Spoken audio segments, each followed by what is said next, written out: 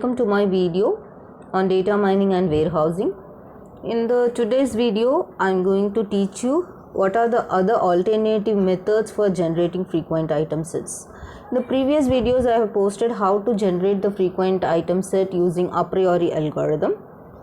So why we have to find other or alternative methods for generating frequent set? What is the problem in FP like a priori algorithm is? See, if the data is dense, then the efficiency of the a priori algorithm is less. So we have to look for the other alternative methods. Yes. What is the first point? A priori algorithm may degrade significantly for the dense data sets because of the increasing width of transactions. As the width of transactions increases, the dense data will be dense and the a priori may not be efficient. Here we are going to see calculate or generate the frequent item sets using lattices. See, traversal of the item lattice A, search for the frequent item sets can be conceptually viewed as a traversal on the item set lattice. You would have studied in the data structure how to traverse in the tree. Similarly, we are going to traverse in the lattice to find the frequent item set. Yes, what are the three strategies to find the frequent item set are generic to specific versus specific to general. Then the second one is equivalence class. Third one is breadth first versus depth first.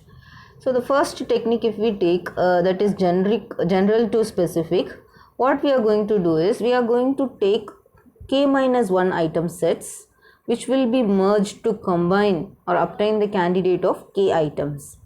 So first we will take one item set which is k-1. With the one item set, with the one item set, we will be generating two item data set. See, for the data set A, if you take the one item set data set A and another one item data set B, then if you combine these two data items, then we will get two item data set called AB.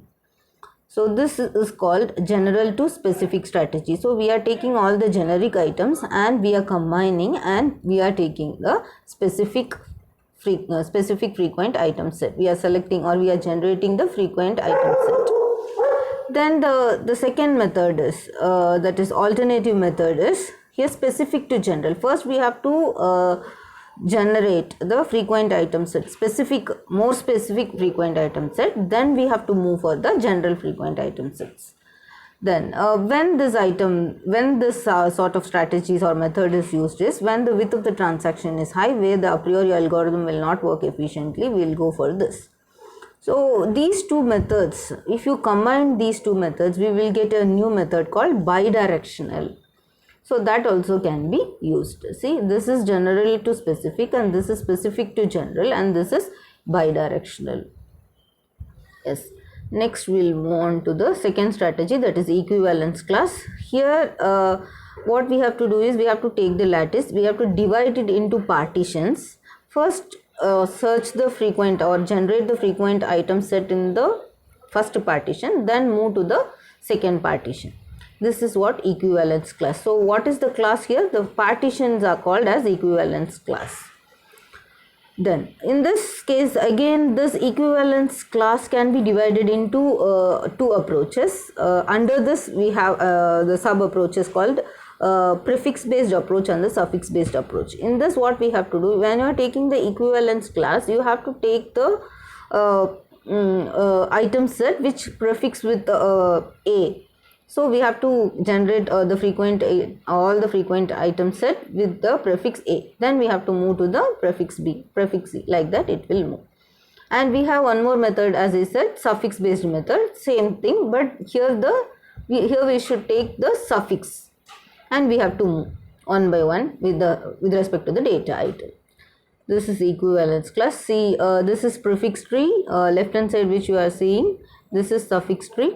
So first we are taking the prefix A, then AB, AC, AD, then ABC, ABD, ACD, A, B, C, D. So we have done with all the item set who is having the prefix as A.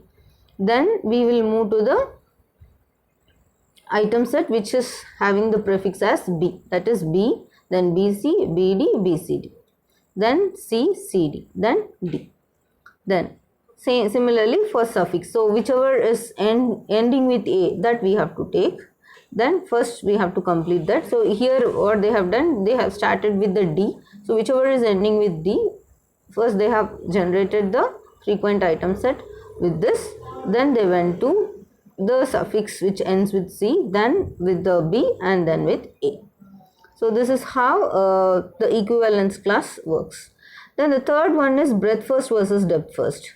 Here you would have studied this in data structure or data structure is. So here how we are going to find the frequent set is, see it first discovers all the frequent one item set. First we have to find the frequent one item set, then frequent two item set.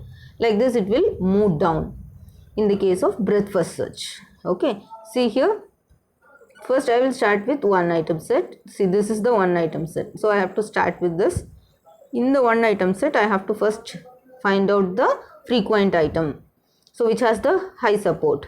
So if I am saying that A, B, C, D, E, there are 3 nodes, there are 5 nodes with the 5 data items. So if the C is having high support, then C is called as the frequent item set. Then I have to search all the item sets which is of 2 item set. Okay, so this is 2 item set. Then I have to move to the next level, that is 3 item set. So this is how the breadth first search works. Then if you take the depth first search, it will start from the top, again it will go straight till down, then it will go to the next search, then come down. Like this it will move from top to bottom. Here from left to right, then next level left to right, then next level left to right. Here vertically from top to bottom, then again second top to bottom, third top to bottom, fourth top to bottom. This is how the search happens for finding the frequent item set in the breadth first and the depth first search. Hope all of you have understood what are the alternative methods for generating the frequent item set. Thank you for watching.